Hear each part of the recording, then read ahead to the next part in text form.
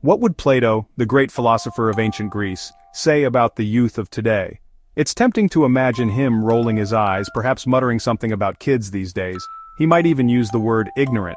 But before we bristle at the thought, let's remember that Plato's insights, though centuries old, were often meant as wake-up calls, not insults.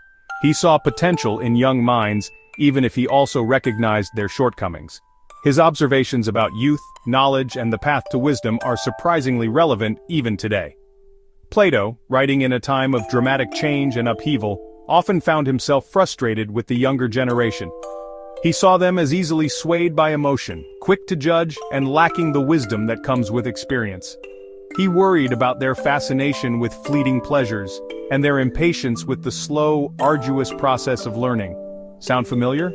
It's almost as if he were peering into our modern world with its instant gratification and constant distractions.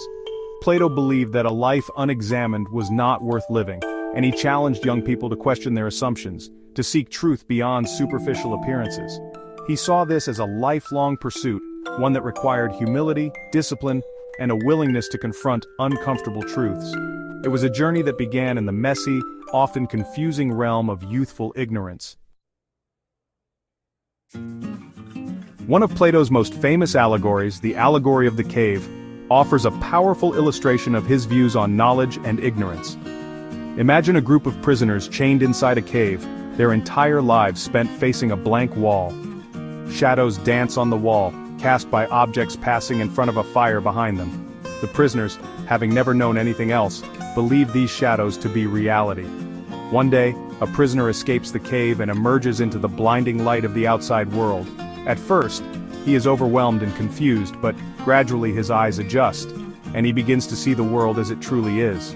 He returns to the cave to share his newfound knowledge, but the other prisoners, still trapped in their limited perspective, refuse to believe him. They even ridicule him for his strange ideas. This allegory, though written centuries ago, speaks directly to the challenges of overcoming ignorance. We are all, in a sense, prisoners in our own caves, limited by our experiences, beliefs, and perspectives. It takes courage to break free, to question what we think we know, and to embrace the possibility that there is more to reality than meets the eye. It's important to remember that Plato's critique of youth was not aimed at any one generation. He believed that youthful ignorance was a natural, even necessary stage of development. Young people, by definition, lack the experience and wisdom that come with age. They are still forming their identities, testing boundaries, and figuring out their place in the world. Think back to your own youth. Remember those moments of certainty, those convictions that you were absolutely positively right? Perhaps you were passionate about a cause, convinced you had all the answers, or utterly sure that your parents just didn't understand. It's easy to look back now and chuckle at our younger selves, to recognize the naivete and idealism that often color those early years. But here's the important part. Plato didn't condemn youthful ignorance. He saw it as a starting point, a necessary step on the path to wisdom.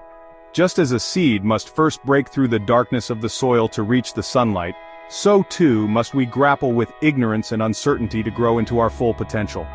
Think of learning to ride a bike. Remember the wobbly starts, the inevitable falls, the frustration of not quite getting it right. It's through those stumbles and missteps that we develop the skills, balance, and confidence to eventually ride with ease. The same is true of our intellectual and emotional development.